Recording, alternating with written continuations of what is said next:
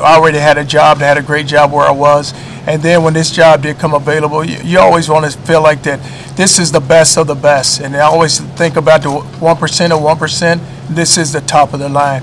And I said that when you have an opportunity, there's so many jobs like this, when you have that opportunity to go to the best, you got to put your name in it and just see where it's going to take you. When I get a chance to meet with the players, I want them to understand that I'm here because I want to be here, and I want to be here for them. And I want to see them grow and develop on the field as well as off the field. And we're going to have a chance to have that team meeting and have a chance to sit down with each one of them. And I'm going to meet with them individually. And so they will understand what are my goals. And I want to hear what their goals are. Really, why are you here? I mean, what's your value? What do you want to be about? What I was able to do at Louisville is that get 4 good years, and I did. You're right. I had a chance to go prove myself.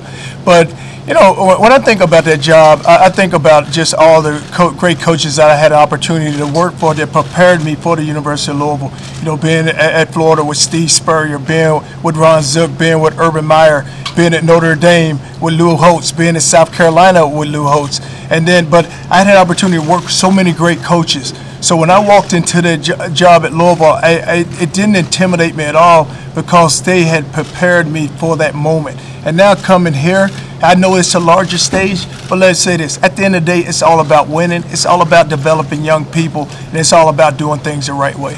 Well, the mentality is always going to be a physical and mental toughness, and that's what you have to build your program on toughness, and that's where all the successful programs, that's what they do. It's all about toughness, and players understand that because if you are a disciplined program and if you prepare them the right way and they have the right focus, that won't be an issue.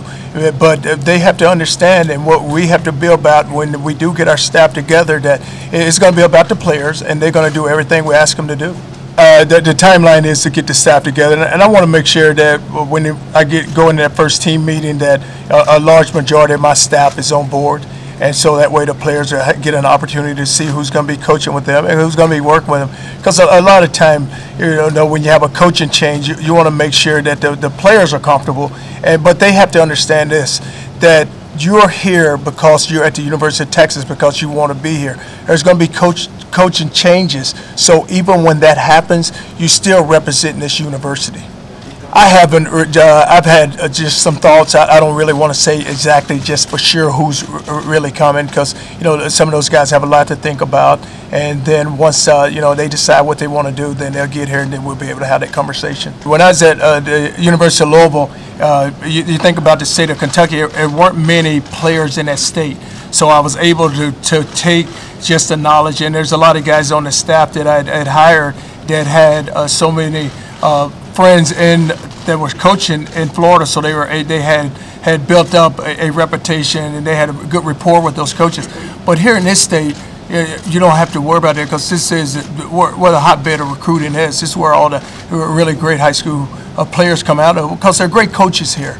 And the coaches here do an unbelievable job, and that's why the doors here will always be open to these high school coaches. And I want them to be here, and I want them to be a part of it because this is their team. And I want them to understand that when the University of Texas, wherever we are, we're representing this whole state, we're representing this country, but we're also representing those high school coaches because some of their players are already here, but I want to get more of their players here that are not here. Just continue to build on the tradition, continue to lay that rock, and then it's all about championships at the end. Number one, I want to do this. I want our players to understand this. You're here to graduate. You're here to get a degree. When you get a degree, then you will always have options in life. Number two, let's go win football games. Let's go win championships. And then number 3, I want to make sure when they leave here, they were a better person than they were when they came into this university. And it is. It's about their quality of life. It's about the attitude. The attitude that they develop would be the attitude that is going to change this program. But they have to develop the right attitude. We will be a hard-nosed football team. We will be very exciting to watch. And, you know, and for our fans, I think they're going to be very pleased with what they're going to see. I said to Coach Brown is that, you know, I've always respected you over the years. I can remember coming here a few years ago and speaking at your clinic, and I just noticed you are a man of great integrity, a man of great character, and what you have built here, I just want to build on it. I always want you to feel like that you're a part of this program. Anytime you want to come to practice, you're always welcome. Don't feel like you have to call me. Just show up, walk around, do whatever, because I will never feel like that he's looking over my shoulder. I said, don't ever think that, because I never will feel like that. You ran your program, and now I have to run mine, and this has to be my program. I'm not, and I said, and then he said it himself. He said, "Don't try to be like me." And he said, "You are who you are because of what you've done, and just continue to be who you are." I could have been the 15th choice, and I'm so happy to be the head football coach here. So 20, 15, it doesn't matter. Whatever choice I was, I'm the head football coach. So I don't know where I sit or where I was, but I am. When I hear the voice, a pillow. But no, if something is soft, it can always be. You can get it hard if you just manage it the right way. And I don't know if we're talking about the football team, but you just build toughness. If you build toughness, you'll get it the right way. Along those lines, can you talk about Coach Moore and just what he's done? I would assume. Coach Moore, the only thing I need to do is just stand him up here because he never smiles, and very intimidating. But when you look at football games, and I always look at a football game, and I look at the strength and conditioning staff, and when you lose those games at the end, I always say to them, how did we lose that football game? Because were we in great shape? Were we tough enough? What happened was the physical toughness, but your program has got to be built on toughness, and it starts in the weight room. It starts in the weight room, and so through the winter conditioning, through the work through the summer, you just got to make sure that that's where it's being built. You have to have Texas ties because we're going to recruit this state, and you look at the number of players. So you want a coach that have recruited in this state and knows this state and knows the high school coaches, because like I said, so much has been built, and the high school coaches in the state are great coaches, and I want to make sure that the coaches on this staff have Texas ties. Coach, but you will keep going to Florida.